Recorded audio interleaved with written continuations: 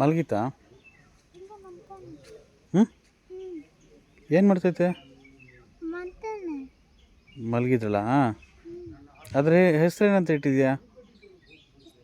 ಹಾಂ, ಸತ್ಯ ಅಂತನಾ? ನಿಂಗೆ ಇಷ್ಟನಾ ಬೆಕ್ಕಂದ್ರೆ? ತುಂಬ ಇಷ್ಟನಾ? ಹ್ಞೂ,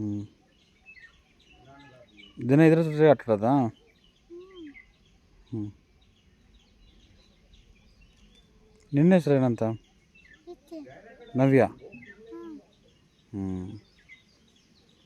ನಾಯಿ ಮರಿ ಎಲ್ಲಿ? ಅಲ್ಲಿದೆಯಾ?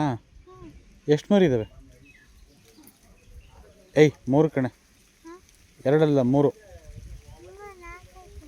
4 ಆಯ್ತಾ?